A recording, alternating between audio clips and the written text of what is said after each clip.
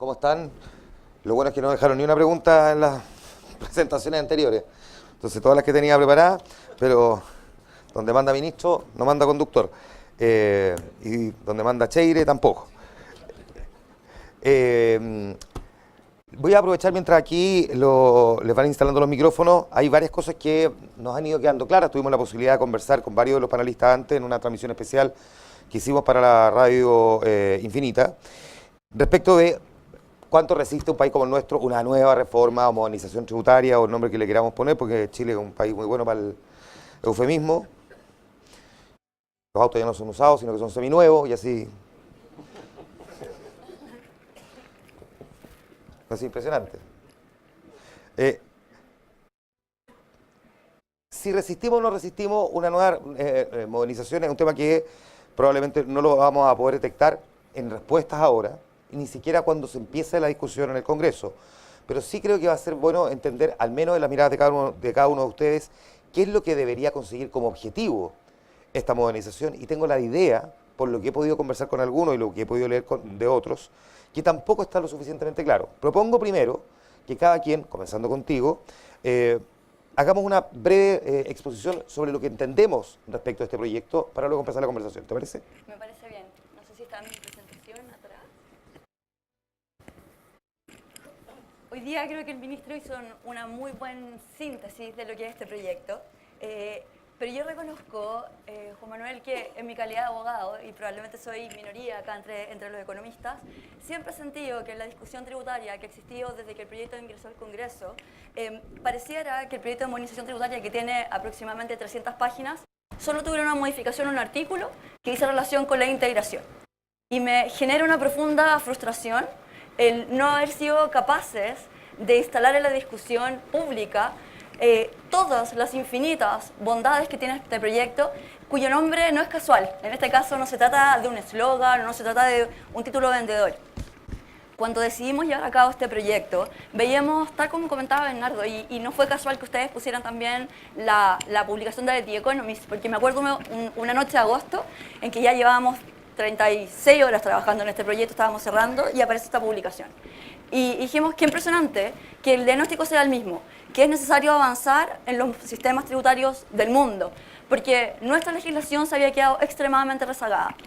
Este proyecto, por ejemplo, trata el código tributario por primera vez de una manera sumamente exhaustiva. Y probablemente quienes no se dedican a la práctica tributaria, quienes no se dedican a la academia, no saben mucho qué es el código tributario. Pero el código tributario habla de derechos. El Código Tributario habla de derechos de los contribuyentes.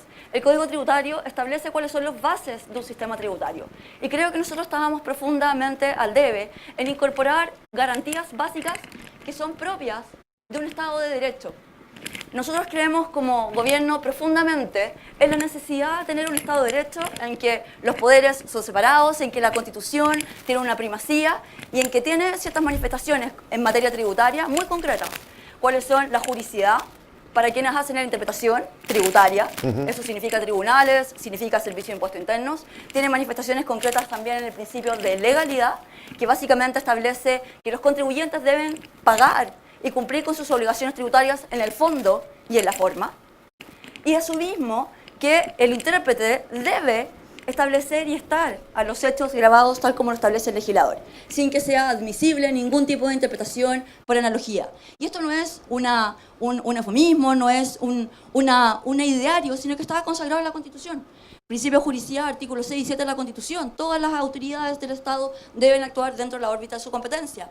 Principio de legalidad tributaria. Está consagrado en la Constitución en todas las garantías que establecen que los hechos grabados, la posibilidad de establecer, suprimir exenciones, hechos, base, etcétera, solo pueden ser establecidos por ley. Y eso tiene, para mí, manifestaciones como abogado que son extremadamente concretas, que es la seguridad y la certeza jurídica, a la cual hoy día ustedes se refirieron con mucha concreción y que yo creo que es una necesidad transversal. Me tocó participar el viernes en las jornadas de derecho tributario que se hacen por primera vez en Chile y eran distintas visiones políticas, idearios, etcétera, pero todos llegábamos a la misma conclusión. El director del Servicio de Impuestos Internos que inauguró habló de certeza tributaria y yo me alegré profundamente porque creo que estamos haciendo el rol que tenemos que hacer. Porque al final del día, en una legislación, en un proyecto como este que consagra la seguridad jurídica de manera exhaustiva, sin titubeos, tiene manifestaciones sumamente concretas. Igualdad ante la ley, en que todos los contribuyentes, sean los más grandes o sean los más pequeños, los más vulnerables, tengan la sensación de que pueden acceder a relacionarse con el Servicio de Impuesto Interno en un plano de igualdad, y no solo con el Servicio de Impuesto Interno, con los tribunales de justicia y con todas las autoridades que al final del día están a cargo de la recaudación y de la interpretación. Garantías de debido proceso, resguardo de los derechos de los contribuyentes. No es casual que siendo un gobierno de derecha estemos creando un aparato estatal especializado para proporcionar ayuda a quienes se sienten que no pueden cumplir adecuadamente con sus obligaciones. Se crea la DDCON, que es la Defensoría del Contribuyente, con experiencias sumamente exitosas en distintos países. Y queremos generar que se instale la sensación de que el cumplimiento tributario es justo. Y eso no se logra en base a principios, se logra en base a la modernización tributaria que estamos haciendo. El ministro extractó muy bien este proyecto. Cuando nos llamaron a ser parte del equipo económico, yo tenía clarísimo que teníamos que lograr ciertos objetivos. Simplificar. La simplificación lograda a través de la integración para nosotros es un buen camino. Pudo haber sido Juan Manuel eventualmente que optáramos por la desintegración total, pero por responsabilidad, dado que era un sistema administrable, era un sistema que en el pasado se había utilizado, y eso no significa que no sea moderno, porque lo moderno no siempre, el hecho de que sea del pasado y que ya sea conocido, no se opone a lo moderno. Queríamos que todos los contribuyentes lo conocieran, pero que fuera uno. Que al minuto de tomar una decisión una pyme no tenga que contratar a un tributarista, y no cualquier tributarista, sino un tributarista sofisticado, y que tenga que contar con un staff para decir cómo pago mis impuestos. Eso fue lo que pasó. Habían 3 sistemas tributarios, semi-integrado, atribuido, cláusula 14 TER-PYME, que impidió que los contribuyentes tomaran sus decisiones, y por eso el ministro mostraba que solo el 24% de las pymes se pudieron subir al régimen PYME, que es un gran régimen en todo caso, pero tenía barreras de entrada tan profundas que no permitieron que la pyme pudiera subirse al régimen. Queremos avanzar en eso. Eso es modernización. Eso es igualdad ante la ley. Queremos certeza jurídica. Yo los quiero convencer que este proyecto avanza en certeza jurídica de manera extremadamente profunda. Digitalización, relación de contribuyentes más fácil, todos los trámites online. Carpeta del contribuyente, que el ciclo de vida del contribuyente, una sociedad desde que nace hasta que hace su término de giro, pueda hacerlo en su negocio, que no tenga que mandar horas haciendo colas, sin saber qué trámites voy a tener que hacer en cada dirección distinta, porque todos los trámites pueden ser diferentes.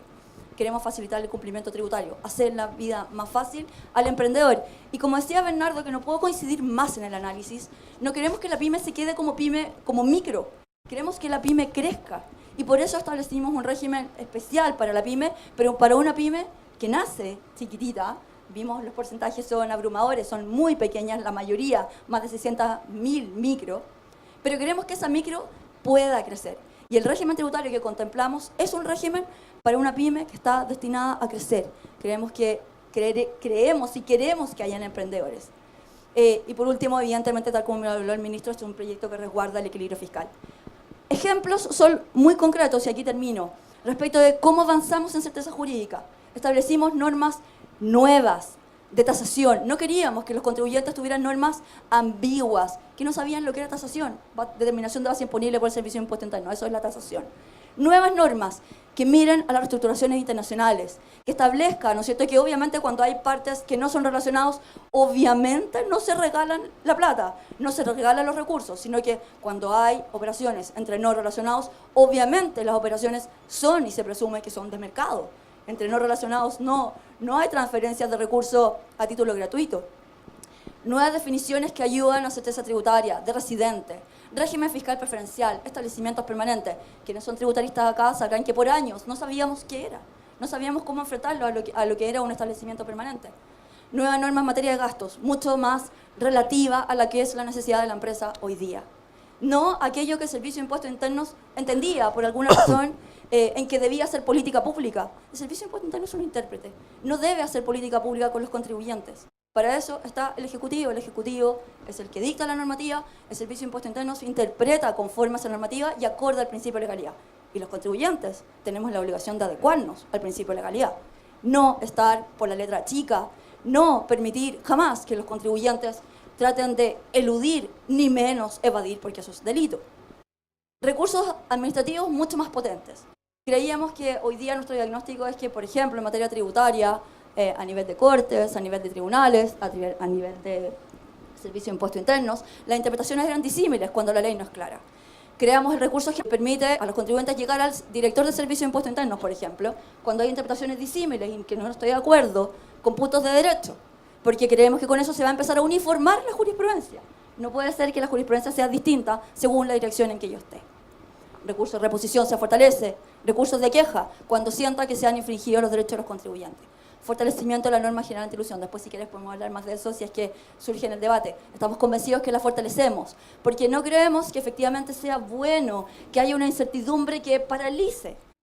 Tiene que haber una clara sanción a los evasores y a los elusores, pero eso no significa paralizar estructuras, contratos, negocios que son positivas, que son virtuosas y que son parte de la libertad contractual que existe en Chile.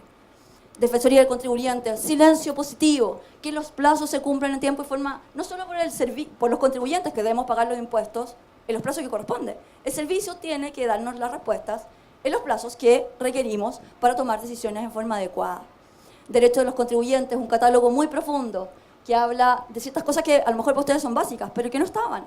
Quiero saber por qué me fiscalizan, para qué me fiscalizan, cuál es el plazo de respuesta, quién es el fiscalizador a cargo, cuándo termina, que no me vuelvan a fiscalizar sucesivamente en distintos procesos de fiscalización.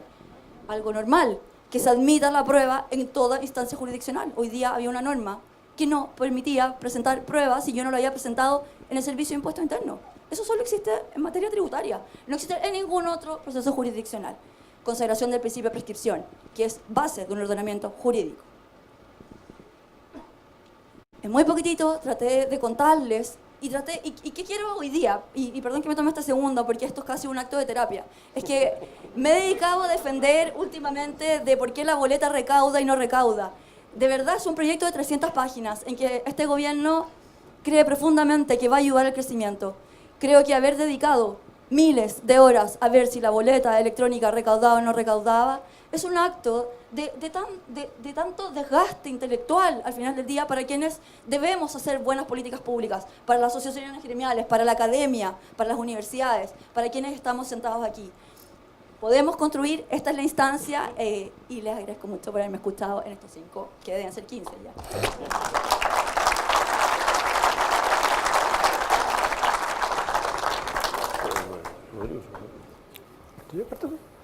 Rodrigo Valdemar, Bernardo, Rodrigo, Bernardo. Bueno, ya tiene el micrófono Rodrigo. El exministro primero. Parto yo entonces. 2 minutos que van a ser 12, obvio. Son las 10:15. ¿Okay? Después vemos cuando yo respeto la restricción presupuestaria del tiempo y la otra. Los cálculos del número. No, vamos a... Yo me quiero salir un poquito del bosque y bueno, gracias por la invitación, Hernán, Sofofa, Bernardo. Me quiero salir un poquito del bosque y tratar de... Quizás mejor esto. Decirles, antes de buscar instrumentos, pongámonos de acuerdo qué queremos. ¿Okay? Yo creo que es una buena cosa porque en Chile tenemos la tendencia a ideologizar demasiado los instrumentos, como escondiendo la discusión de fondo. Y yo creo que hay básicamente 4 grandes objetivos, 2 de los cuales yo lo veo muy claro en el gobierno. Ojalá los viera también claro en otras partes, pero estaría el gobierno convencer al resto de que son importantes. Yo creo que son centrales. La Carola se centró en uno, que es simplificar y dar certeza. Yo creo que eso es, de verdad, una cosa importante. Ahora, eso no quiere decir que dar certeza para hacer cualquier cosa. ¿Okay?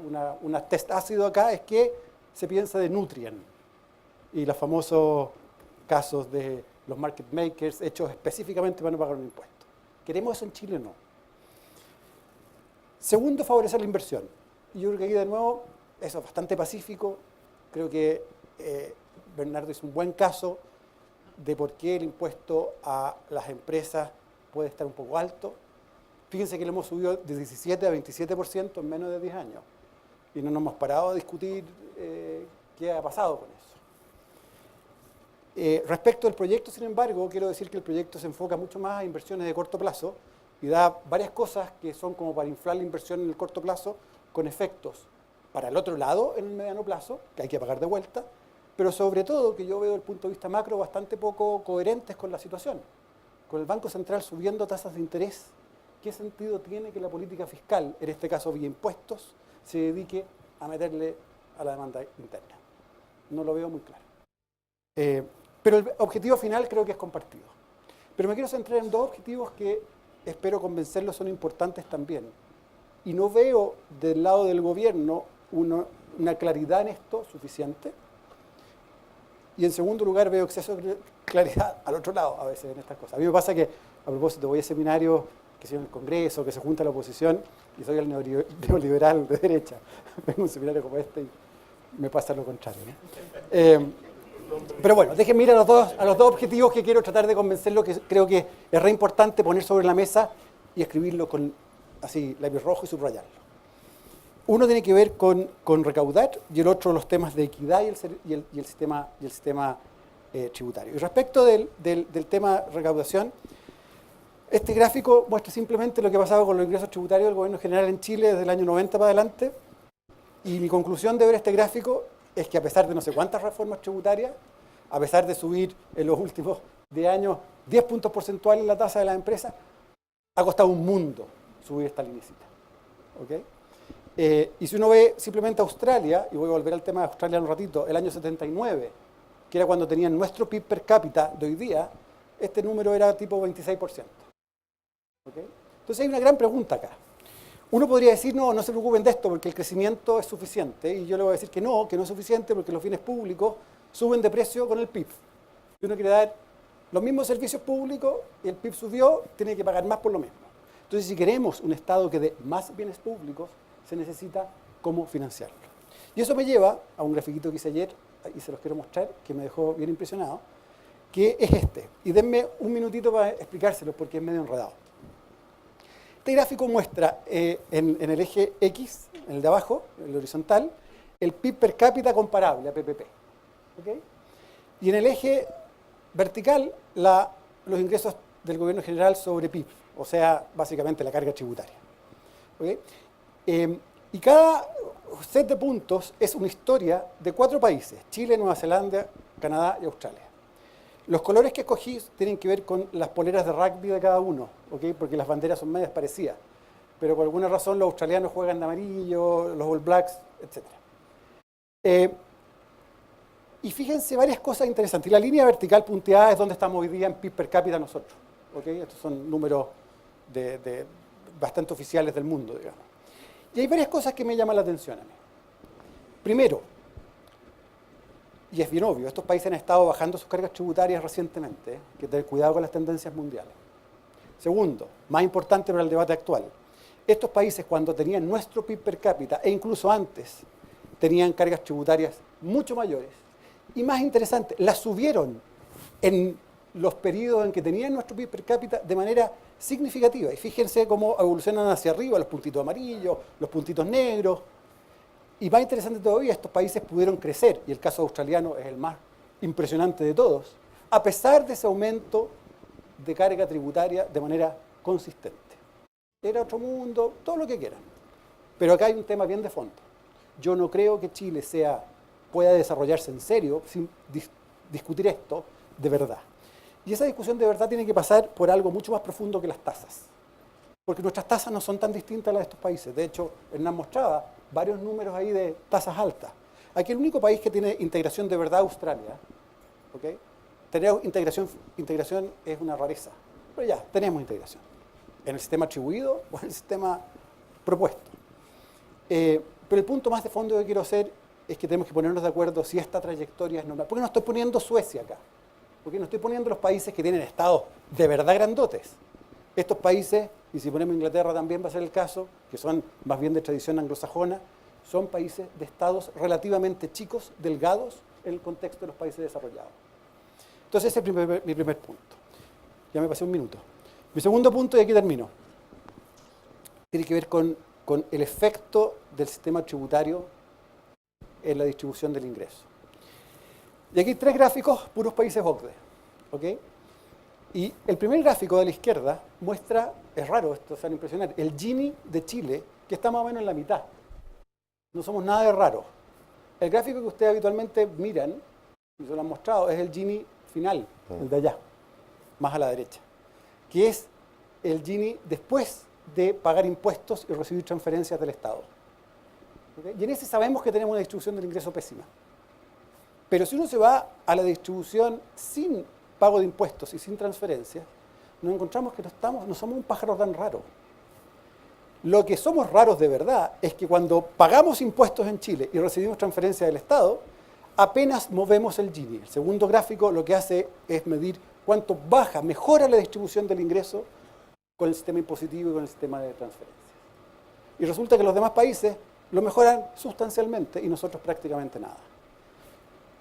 Esta es evidencia bastante fuerte de que algo tenemos raro en nuestro sistema, de transferencias también y de impuestos. Entonces, con estas dos cosas quiero simplemente decir, ¿saben qué? Pongámonos de acuerdo que lo que se va a legislar, por lo menos no baje la carga tributaria con seguridad, no con una apuesta, podemos volver, la pobre Carola ha tenido que defender esto, a una boleta electrónica que no veo cómo va a recaudar.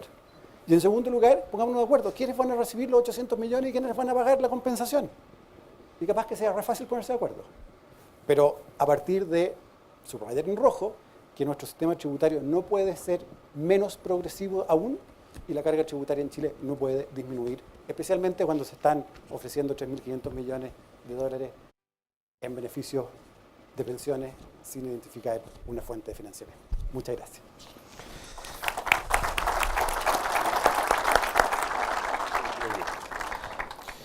Bernardo Funk. Hola, bueno, muy buenos días, muchas gracias por la paciencia y hasta ahora. Muchas gracias Bernardo, Hernán, por la invitación.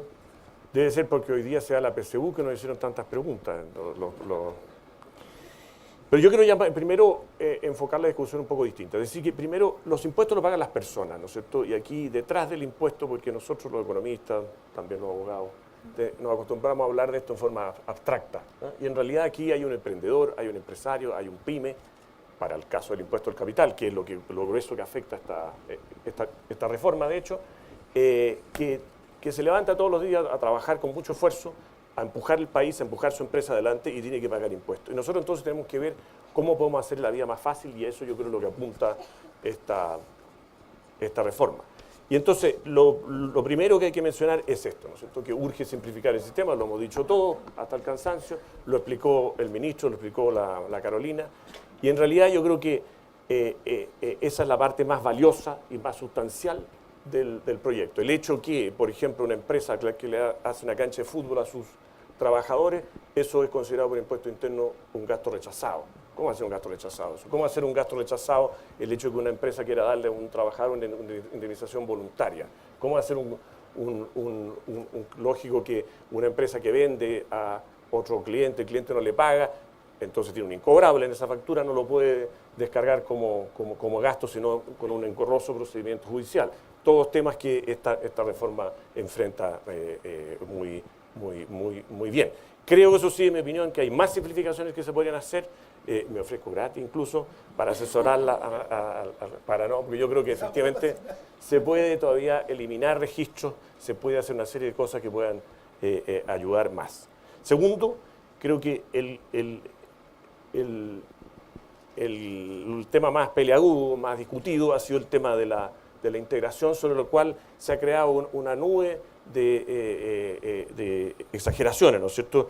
Si yo veo lo que dijo el presidente del Senado, el senador Monte dijo, ¿no es cierto?, que la integración solamente beneficiaba a 1.000 empresas. De hecho, dijo que quedó claro eso. No sé en qué minuto le quedó claro porque en realidad son bastante más empresas.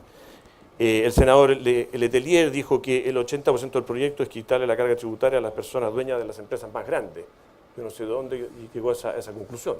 La verdad es que a medida que ha ido pasando el tiempo, esas críticas se han ido diluyendo y más bien a la discusión verdadera, que es decir, mire, aquí la integración en realidad favorece a los sectores medios y también a los sectores de altos ingresos.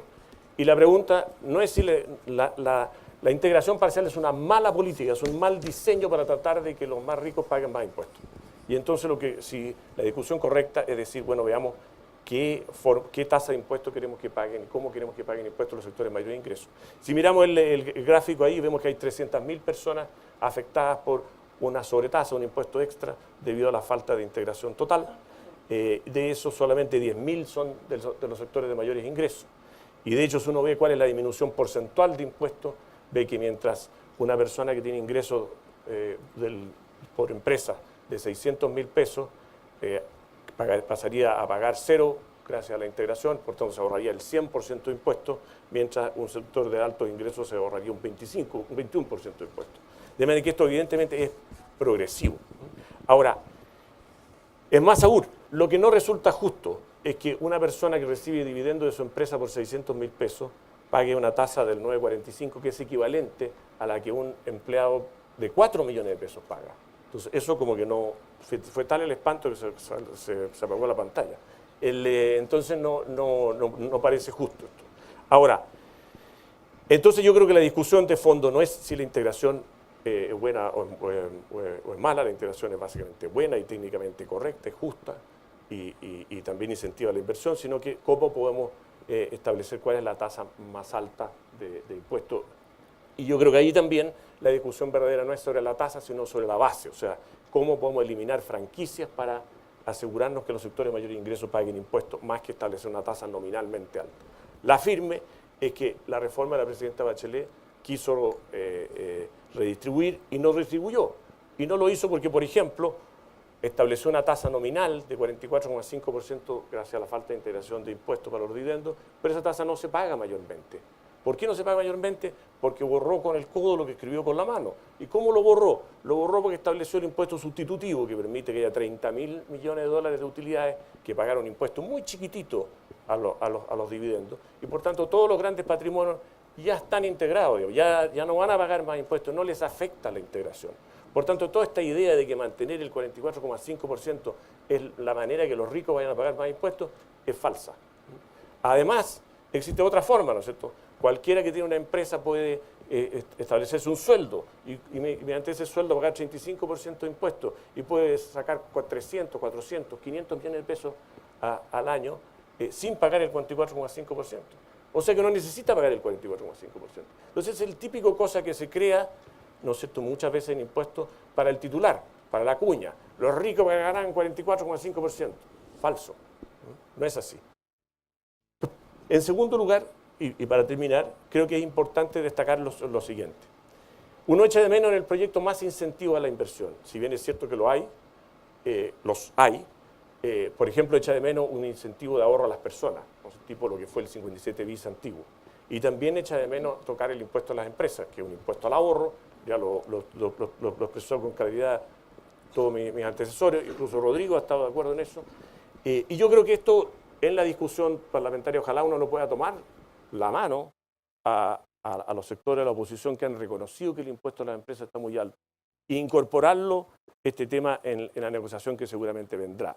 Porque, en síntesis, el impuesto a las empresas no es un impuesto a los ya ricos, sino que es un impuesto a los que están creciendo, a los que quieren ser ricos. Y por eso afecta la movilidad social, y afecta la inversión, y afecta también la concentración del poder y de la riqueza. Si uno mira este gráfico, ve que Marcelo, un emprendedor que parte con una pyme, con la tasa de impuestos que había entre los años 2000 y 2009, podría haber multiplicado su empresa en 20 años por 19 veces.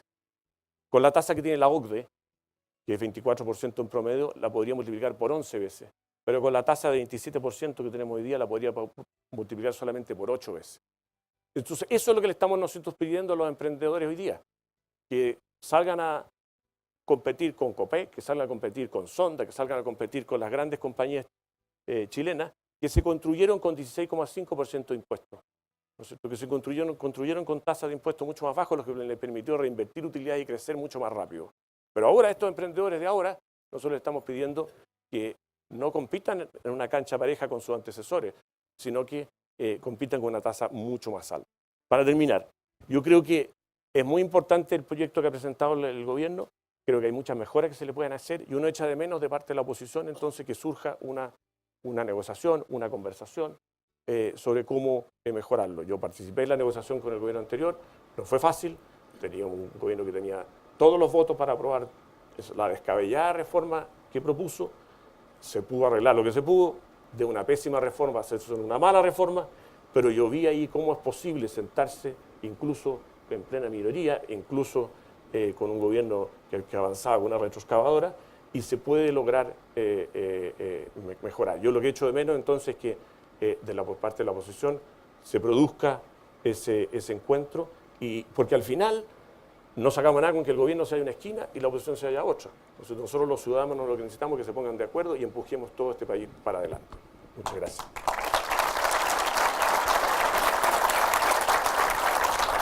Lo que me lleva a una de las tantas preguntas que dejó planteado el dueño de casa aquí, Bernardo Larraín, sobre si efectivamente uno tiene que considerar esta reforma como una reforma que lo que hace es incentivar el crecimiento en estricto rigor, o si en la práctica lo que al final va a derivar es en otra reforma que busca mayor recaudación.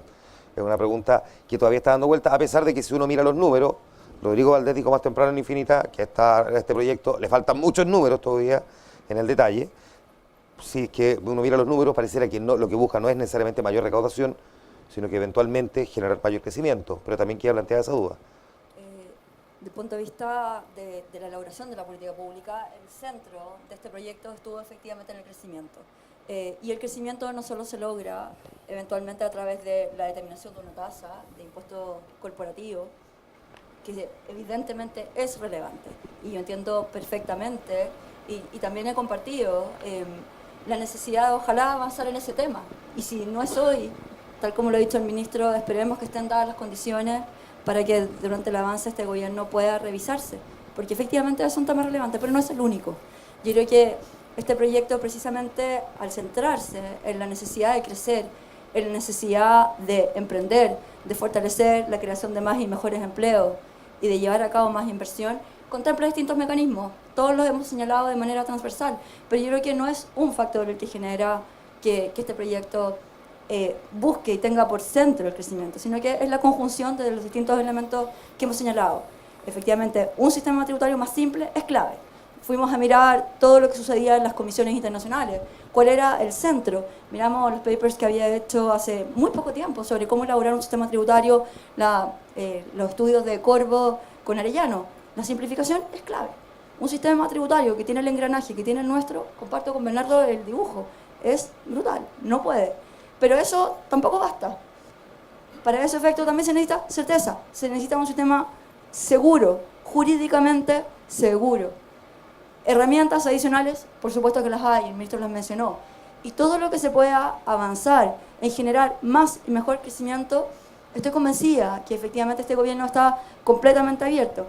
Y comparto con Rodrigo que no basta solo con el crecimiento, tiene que ser un crecimiento que permita lograr los objetivos de justicia y equidad. En eso nunca nos hemos perdido.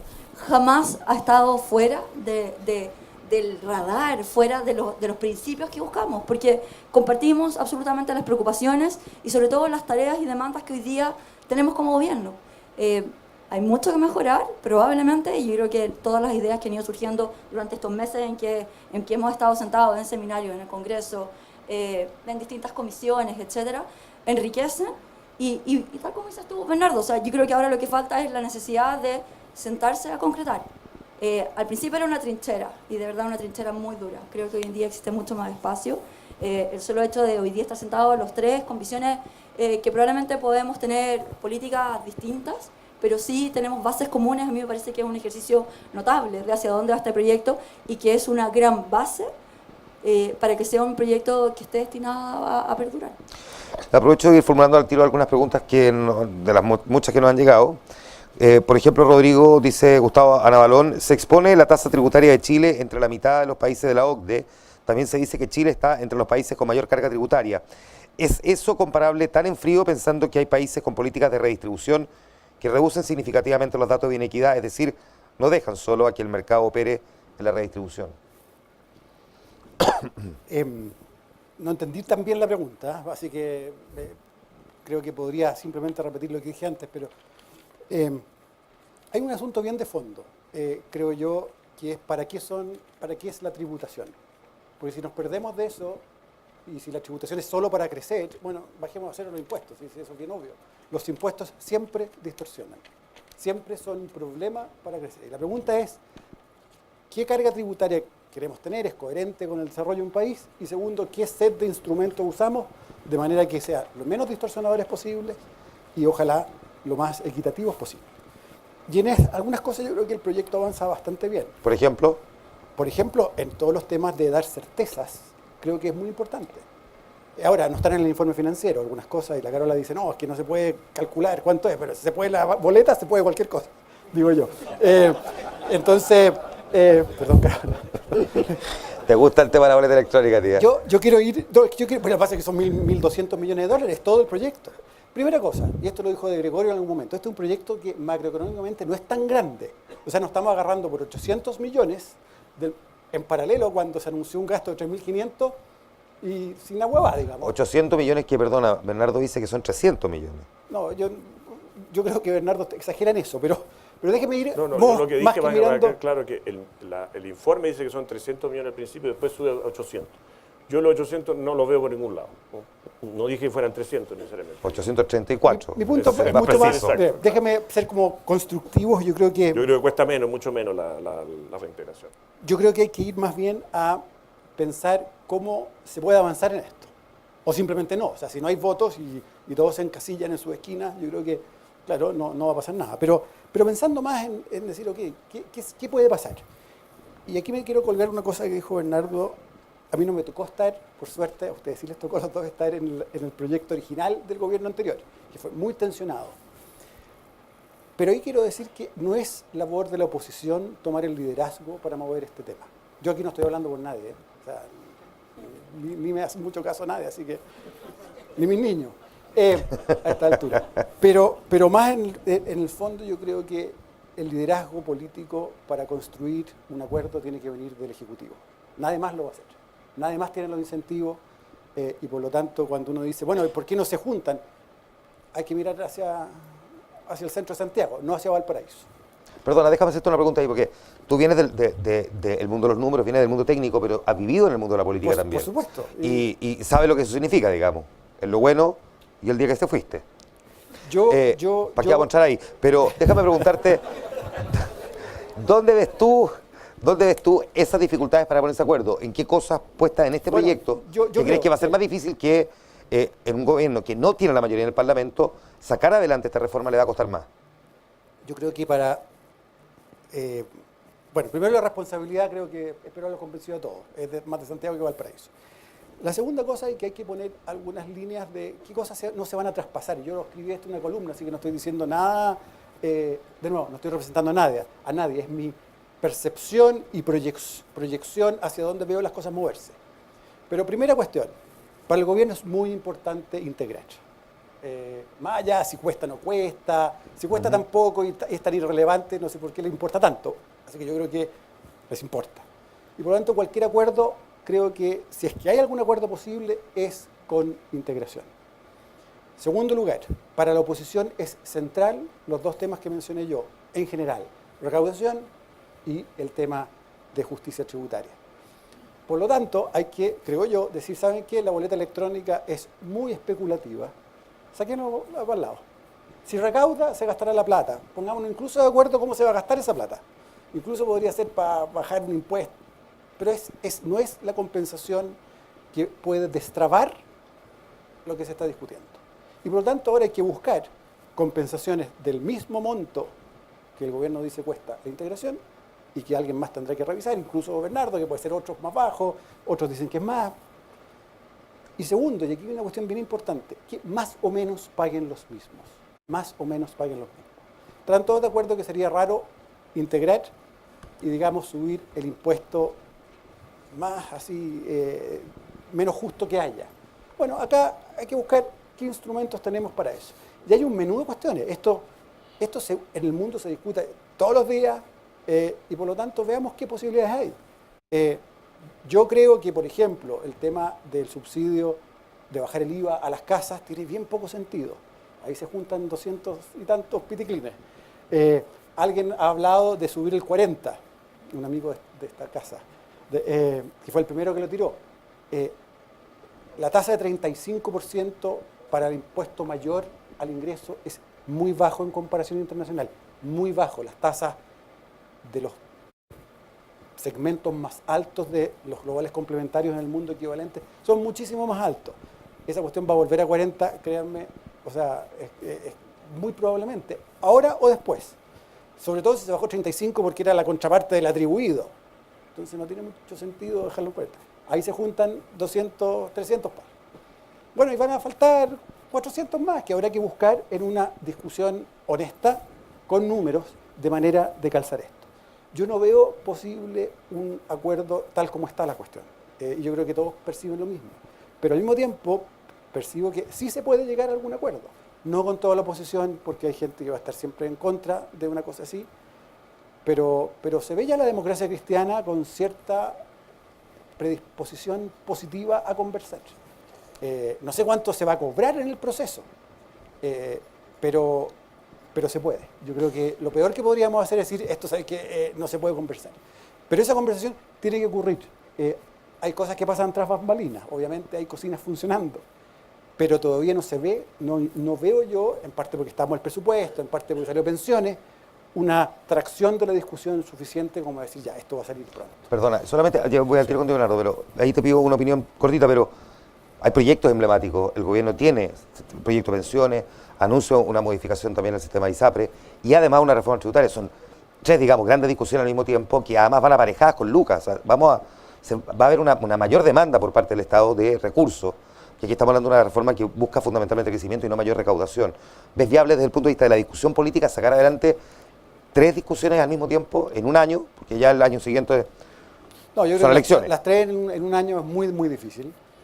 Pero si se hace un esfuerzo político en serio de ponerse de acuerdo en los principios y no los instrumentos específicos, yo creo que se puede avanzar. Perfecto. Y yo de nuevo llamo a tratar de sacarnos como un instrumento específico como que es debido a muerte. Porque no es. La integración, como se propone, no es ni de vida para un lado ni de muerte para el otro. ¿Okay? Yo creo que es bueno empezar a decir, ¿sabes qué? Lo que queremos es conseguir esto. Y poner otros instrumentos a competir. Lo de ISAPRE es lo que más me preocupa de todos porque eso va a levantar una discusión que a mí me tocó vivir muy de cerca y no hubo reforma en parte por eso, porque cuando se abre esa discusión vamos a entrar rápidamente a una discusión complejísima que es de quién es el 7%, ¿es un impuesto o es propiedad privada? Exacto. Esa es una discusión profundísima, tenemos un mono seguro, dos seguros, etcétera, etcétera, y eso va a ser un pantano. Bernardo. Mira, yo creo que en primer lugar, uno de los críticas que yo le hago al gobierno es que el gobierno ha sido poco eficaz en entregar cifras, ¿no es cierto? O sea, yo creo que esta discusión mejora la calidad de la discusión cuando hay cifras, porque hay muchos eslogan y los impuestos, yo no sé por qué generan unas reacciones estomacales del hígado feroces. Entonces yo creo que ha faltado demostrar, por ejemplo, el cuadro que yo mostré, que viene del gobierno, el gobierno demoró en publicar quiénes eran las personas afectadas por la falta de integración y cómo había muchos sectores de tasa de impuesto baja y de ingresos bajos, por consiguiente, afectados. Y creo que faltan más cifras y eso va a ayudar a separar la discusión, ¿no es cierto? Una cosa, como dice Rodrigo, es la integración y otra cosa es la tasa de impuesto o el impuesto que queremos que paguen los sectores de mayores ingresos. Yo creo que la discusión de fondo de la oposición está ahí, en cuál es la tasa de impuesto de los sectores de mayores ingresos o la forma de pagar impuestos. Digo forma porque yo no estoy muy de acuerdo en subir la tasa, porque creo que eso lo único que va a conducir es a nuevos loopholes, a nuevos hoyos en la ley y estas tasas altas al final no se pagan.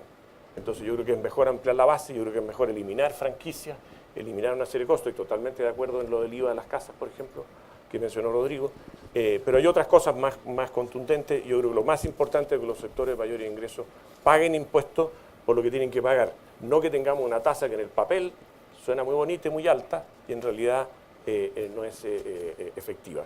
Ahora, para completar lo que tú decías, yo creo que el tema de la reintegración cuesta menos recaudación, por lo siguiente, es porque el cálculo está hecho de acuerdo a las reparticiones de dividendos del año anterior, ¿no es cierto? Pero las personas van modificando su conducta. La mitad del costo de la no recaudación son empresas extranjeras. Las empresas extranjeras, cuando tienen tratado de doble tributación, pagan 35% de impuestos. Cuando no tienen tratado de doble tributación, viene de un país que no tiene tratado de doble tributación, pagan 44,5%. Pero ¿qué cuesta mover esas empresas del 44,5% de un país a otro? Bueno, eso va a demorar, algunas van a poder, otras no. Claro. Seguro que todos los que inviertan de aquí en adelante van a invertir a partir de un país de libre tributación. Entonces, por ejemplo, los alemanes que no tienen tratado vendrán desde España, que por la Unión Europea es muy fácil para ellos además. Entonces, raya para la suma, el Estado va a perder esa recaudación de todas maneras, porque los extranjeros van a ir a un lugar de menor tributación y, por otra parte, los chilenos lo que van a hacer es encontrar maneras de pagarse sueldos, de pagarse dividendos, de usar el gigantesco impuesto sustitutivo que les regaló la presidenta Bachelet, y entonces van a terminar pagando menos que el 44,5. Entonces esta discusión de 44,5 me parece un poquito ficticia. O sea, Entonces al final, por supuesto que hay un costo de recaudación, que no va a ser cero, pero es evidente que este tema del 44,5 es más nominal que real. Por tanto, de todas maneras, la recaudación futura por ese concepto va a disminuir. Ya. Y por eso nunca va a ser los 800 millones. O sea, tú sí que tenemos más posibilidades de traer de vuelta al Modallo a Palma Salamanca, digamos que... Ya. Entonces, Déjame hacerte esta otra pregunta a propósito de algo que tú expusiste también hace un rato y que la plantea Rafael Gago. ¿Qué países hay que tomar en referencia para este proyecto de modernización? bueno, yo creo que la Carolina es más experta que yo hoy día en esto, digamos, pero yo creo que nosotros teníamos un sistema tributario bastante bueno con el FUT, hay que decirlo, a pesar de todo lo demonizado que fue, que todos entendíamos, que era bastante complejo, pero que todos ya entendíamos y estábamos acostumbrados. Yo creo que el peor error de la reforma de la presidenta Bachelet fue haber cambiado eso, pues como en un computador le cambian el sistema, ¿no es cierto? Uno usaba Windows, ya no puede usar Windows. Entonces, ¿dónde está la letra A, digamos, no? Entonces, eso fue lo peor. Sí tenía una falla el sistema. La falla era fundamentalmente es que la supervisión, la fiscalización de impuestos internos del global complementario era muy mala. Y por eso existía Penta. Por eso existía todo. Fíjense ustedes que Penta fue perseguido, ¿no es cierto?, con la ley antigua. Y ahí empezó entonces una cantidad de contribuyentes a entrar las patitas, a decir, no, a mi señora no le puedo pagar un sueldo ficticio, no le puedo poner el auto, no puedo comprarlo el sofá del living con la sociedad, en fin, etcétera, ¿no es cierto? Todo eso no fue producto de la reforma, fue tributaria de la presidenta Bachelet, que entró en vigencia en esta parte después, sino que fue sencillamente haber perseguido a los contribuyentes. O sea, ¿qué costaba recorrer los balnearios de Chile y saber quién eran los dueños de las casas de veraneo y si se pagaban o no se pagaban los impuestos correspondientes? No costaba mucho. No son muchos los contribuyentes además en Chile. Piensa tú que en el tramo más alto son 60.000, 40.000, por ahí. Entonces yo creo que ese era el error fundamental. Y eso es lo que se le acusó al FUT, digamos, y en realidad lo que era un tema de fiscalización. Sí, lo que me lleva a recordar una frase del presidente Piñera hace un tiempo, a propósito de lo mismo, porque también estamos hablando aquí de fiscalización. No quiero levantar una controversia, ¿no? Pero cuando dijo, hoy día los contribuyentes están absolutamente indefensos frente a impuestos internos que actúan con mucha arbitrariedad, con mucha discrecionalidad, cambia de criterio, a unos los trata de una manera, a otros los trata de otra. ¿Eso lo corrige este proyecto? Yo quiero ser clara respecto a un tema. Creo que el Servicio de Impuesto Interno es una institución de excelencia que hace una labor de recaudación conforme al mandato del legislador y año tras año siempre es reconocido por la integridad de la institución. Lo que sí sucede es que precisamente por la forma en que está redactada la normativa tributaria y por los principios de derecho administrativo que permiten que exista desconcentración a nivel de, por ejemplo, las distintas direcciones regionales, es posible que cuando una norma no es clara, cada dirección regional la pueda interpretar de acuerdo a su propio saber y entender. Y eso genera muchas veces asimetría en distintas interpretaciones y la sensación, por lo tanto, de los contribuyentes de que no existe uniformidad en la normativa. Y luego, cuando vas a los tribunales tributarios de aduanero y corte de apelaciones, puede suceder lo mismo. No es que, creo que en ese sentido, no es que el Servicio de Impuesto Interno cometa arbitrariedades, sino que la fórmula en que está concebido el sistema tributario y esta desconcentración que existe a nivel de la administración tributaria genera esta sensación. Claro. Sí la corrige y creemos profundamente, por eso delante traté de hacer un breve panorama de los distintos elementos que concluyen y que evitan que eso ocurra. Recurso jerárquico, principios de fundamentación de cada una de las resoluciones, eso no existía.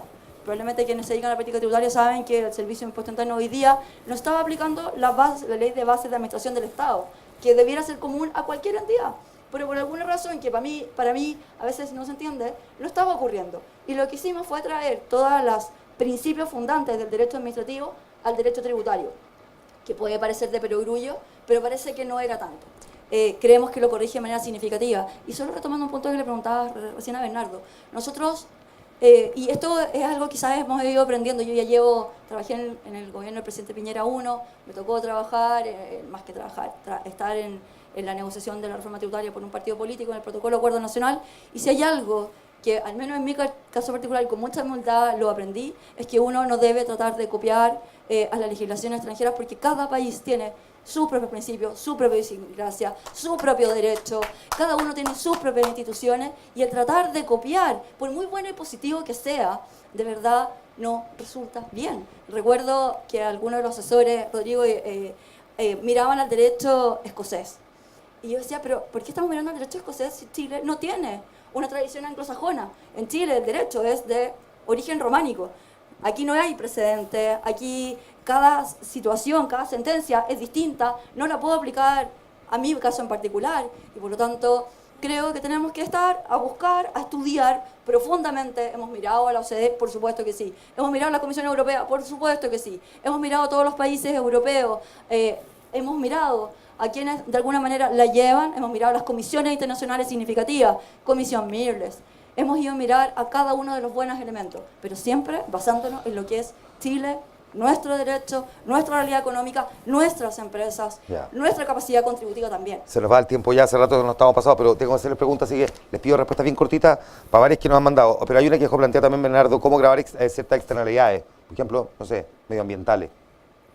Yo sé que es complejo. No, es políticamente complejo, pero técnicamente es trivial. O sea, el problema del diésel no es ponerse de acuerdo en el cuánto, en medir externalidades, es el paro. Ya, déjame hacer otra pregunta. Pero déjeme ir a un tema de números, yo creo que es re importante porque quedó la sensación con el cuadro de Bernardo que hoy día hay una inequidad brutal. Bernardo Fonten. Bernardo Fonten. Sí, no Bernardo, hay dos Bernardo.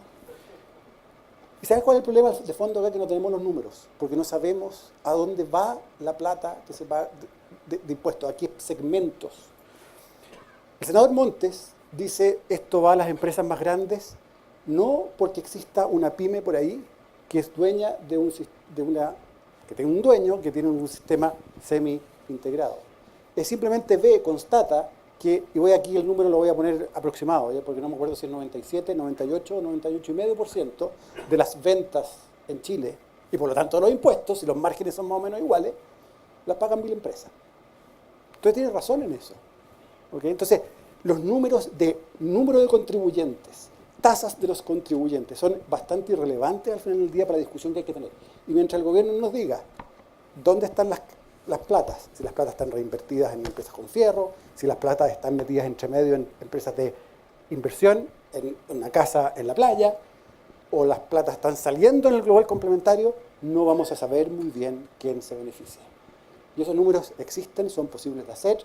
El único que ha hecho un esfuerzo serio en eso alguna vez fue un profesor de la Universidad de Adolfo Ibáñez, y encontró que, la verdad, las tasas efectivas son rebajas, justamente por el consumo que se da, que Bernardo mencionaba, en la capa hacia arriba, se ha bajado. Pero a mí todavía me preguntan boleto factura cuando estoy de shorts, con mis niños, comiéndome un sándwich el domingo. Y eso no puede ser, ¿no? Tienes que cambiar de local, por lo Tú no menos. sabes No puede ir a esos tugurios. Oye, esa es una pega, weón. Eso es una pega, Rodrigo. No, yo creo que Ahora es culpa mía ir a un local que hagas. No, Bueno, pero, a ver. Es un trabajo levantarse el domingo en la mañana, weón. ¿Cuántas sociedades debiese tener los una niños. familia? Es una pregunta bien trivial para hacerse. ¿Cuántas sociedades tiene? Yo sé que hubo una persona ahí que le cargaba comprarse con el mundo. A mí me gusta. Aprendimos matemáticas del mundo, aprendimos que muchas cosas, las civilizaciones del mundo, no nuestras. Pero de verdad, o sea, ¿cómo debería ser una malla de propiedad para arriba de una empresa en Chile? A mí me tocó estar en un comité de riesgo en el Banco Estado, porque trabajé en Banco Estado un tiempo, y pucha, que era difícil seguir las mallas para arriba. Iban para afuera, volvían, eran 25 capas. Eso no es normal en el mundo. Es producto de los incentivos que provoca el sistema que tenemos. Y eso es lo que tenemos que ir cambiando. Porque en esa malla, por legítimamente evitar impuestos, si algo yo creo que tenemos que estar súper de acuerdo es que nadie va a pagar esta cuestión voluntariamente y van a encontrar la ventanita respectiva. Porque tenemos que simplificar las cosas de manera que esta cuestión al final recaude. Por algo se llaman impuestos, te lo imponen, pues, hombre. Pero aquí hay varias cosas. Primero, yo creo que es cierto que faltan más números. La estimación que hizo el exdirector de Impuesto Interno Escobar es que solamente el 19% de la menor recaudación por la integración beneficia al tramo más alto de impuestos. Súper probable, si son puros empleados eso. Entonces yo creo que esa cuestión, por supuesto que sería bueno que el gobierno entregara las cifras, están los extranjeros también, que es una parte muy importante. Entonces yo creo que eso ayudaría a la discusión. Pero eso no quita la injusticia, porque en el fondo lo que hay que entender es que los impuestos lo pagan las personas, no son cifras abstractas. Entonces hay una persona hoy día que es socia de una sociedad anónima, tiene acciones, por ejemplo, y está en un tramo bajo y termina pagando un impuesto extra. Hay una persona que tiene una pyme y termina pagando un impuesto extra. Después una discusión distinta es si los ricos pagan impuestos o no pagan impuestos, pagan suficiente. Pero la integración lo que busca es que las personas que ganan lo mismo paguen la misma tasa. Yo estoy completamente de acuerdo con eso. Y eso es una cosa de equidad horizontal que es totalmente razonable, justo y técnicamente correcto. Ahora, en el tema de que si los ricos pagan o no pagan impuestos, yo creo que sí, efectivamente, esto tiene más que ver con franquicias, más que ver con la base de impuestos, con posibilidad de tener ingresos que tienen tasas de impuestos cero o bajas, que con el tema de la tasa de impuestos. Y por eso a mí no me gusta subir la tasa, porque eso como que crea el inconsciente colectivo, la tranquilidad, digamos, y a mí me parece que es más en medio humo. De nuevo, en términos de números, y es bueno ir poniendo los números acá, es completamente cierto, yo creo, este cálculo que poco de la integración va a los tramos más altos, pero no porque las familias que reciben esa plata sean pobres, es porque, por ejemplo, y este es uno de 20 monos que hay, se reparte entre varios de la familia. Sí, pero, entonces es como si, pero sí. Escucha una cosa, lo que pasa es que es cierto que la tasa alta la pagan solo los empleados, los gerentes de las empresas. Sí, esa es la realidad. A mí me opera o me atiende una sociedad de médicos, no un médico en Chile. ¿Okay? Entonces esa plata después ya no va a el médico, va a una sociedad. Y no tengo idea quién son sus socios, no sé cuánto ahorró por el momento en una casa en la playa. No sé, entonces tenemos un sistema que yo estoy de acuerdo 100%, el sistema semi-integrado produce una inequidad bien obvia en términos horizontales, que es lo que tú mencionabas. Dos rentas pagan distinto. Pero lo que yo he dicho con palabras no muy ortodoxas en un seminario por ahí, y no lo voy a volver a repetir, no es cierto que el sistema que se propone deja a las rentas iguales, porque tener rentas del capital o del trabajo son tratadas en el sistema que se propone y en el sistema anterior en Chile, e incluso el que tenemos hoy día, de manera fundamentalmente distinta. Entonces es una exageración el punto de la equidad horizontal al final, porque mucho más inequitativo es como se trata a dos vecinos que ganan bien ambos en renta, uno del capital, otro del trabajo, tienen tasas de impuestos en Chile completamente distintas. Pero, espérate, es que ahí empieza la madre del cordero. No, la confusión tuya. Y yo leí tu artículo con mucha atención. En primer lugar, eso solamente podría suceder en los tramos muy altos. O sea, una persona que gana más de 5 millones de pesos, que una persona que gana menos de 5 millones de pesos al mes, no le conviene tener una sociedad, ni siquiera para sus ahorros, porque la tasa de la empresa es 27%. Por tanto, para todas las personas, que son la inmensa, enorme y demasiado grande mayoría en Chile para nuestro pesar, que gana menos de 5 millones de pesos, el tema de la integración sí le soluciona el problema totalmente, ¿no es cierto? Porque jamás ahorraría aún siendo empleado, jamás le convendría ahorrar a través de una sociedad.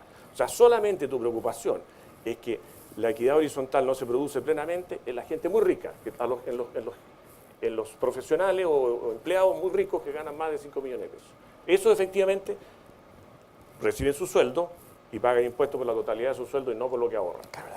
Por eso yo creo que es importante generar un mecanismo de ahorro, un sistema de ahorro que le falta, a mi juicio, al proyecto de ley. Pero el resto, ¿no es cierto?, no tiene ese problema. Ahora, yo creo que es fácil caricaturizar también las posibles, digamos, disminuciones de impuestos legales o ilegales. O sea, uno puede meter a los hijos, claro, pero los hijos tienen que tener menos de 18 años, tiene que ser una empresa 100% propia. Si yo soy accionista de Copec, yo no puedo meter a mis hijos en ninguna parte. Pero si es la capa de arriba. Entonces, pero si yo soy accionista minoritario de Copec, no, ¿te fijas? Y detrás de todo esto está la discusión de fondo. La discusión de fondo es cuál es la base imponible correcta de la renta del capital. ¿Es el dividendo, que es lo que me llevo para la casa para comprar el Ferrari? ¿O es pucha, que me gustaría tener un Ferrari. Bueno, y A mí no. el O es lo que gana la empresa en su totalidad, ¿no es cierto? Y el sistema tributario chileno, lo bueno que tiene, lo que busca es decir, mire, lo que usted se lleva para la casa es su renta y lo que queda en la empresa es su ahorro. Yo estoy Demos de la acuerdo que palabra ese es el a meollo, perdón, Carola, que Carola. lleva ahí harto rato mirándolo. No, Pero el tiempo de Felipe Larraín No, y del está ministro se... perfecto. No, el tiempo es de ella. Total, no, sí, se entiende perfecto. Lo que Pero pasa es hoy que día a la mujer no se le puede decir eso. No. yo Sí, no van a soy, sacar un parte. efectivamente, no soy el accesorio de Felipe, pero No, es la lo que hace la complementé, creo que traté de complementarlo adecuadamente, pero Rodrigo, sí. Lo que yo creo que lamentablemente tú lo que todavía tienes es mucho de mitología. Yo creo que una de las cosas que muy bien ustedes hicieron, y en esto no hay que perderse ni un segundo, es que una de las cosas Yo no lo hice. salvables que tiene el proyecto de reforma tributaria anterior es que incorporó la normativa anti-elusión. Y esa normativa anti-elusión, nos guste o no nos guste, y creo que hoy en día hay un avance en dos cosas, en certeza y en hacerla efectiva, porque todavía no tenemos ni un caso. Una cosa muy buena que tuvo es que efectivamente toda esa mitología, esas almazones, esas planificaciones tributarias que tú señalas, que existieron, y de verdad existieron, hoy en día yo creo que la gente con dos dedos de frente no se atreve a hacerlos. No se atreve un asesor, porque un asesor tiene las mismas sanciones que un contribuyente que es elusor, y porque el mundo cambió. Y en eso no puedo más que rescatar el proyecto anterior, que logró instalar la sensación de comportamiento tributario, mínimos estándares. Entonces, uno, dos, tú dices, la gente compra su casa a través de una sociedad. ¿Eso es un delito? No es un delito. Cuando tú compras una casa a través de tu sociedad, lo que tú tienes que hacer, en ese caso, es celebrar un contrato de arrendamiento y pagarle el precio a la sociedad. No es un delito. Entonces, ¿qué me pasa, Rodrigo, siendo abogado hace más de 25 años? Que cuando me siento en estas discusiones, veo que hay tanta de mitología, hay tanto de datos que te contaron que pareciera ser en que somos todos los contribuyentes una suerte de asesinos seriales, que no es bueno que sea así. No es bueno, porque una de las cosas que yo aprendí trabajando acá es que hay un 97% de cumplimiento tributario espontáneo. Y efectivamente hay un 3% que no es de cumplimiento tributario espontáneo. Eso habla de que en Chile tenemos una cultura de cumplimiento relevante. Que hay planificaciones tributarias agresivas, las hay cada vez menos, y lo hemos conversado mucho. Estamos completamente abiertos y creo que avanzamos mucho en establecer normas de relación, de contaminación, normas anti-elusión sumamente severas.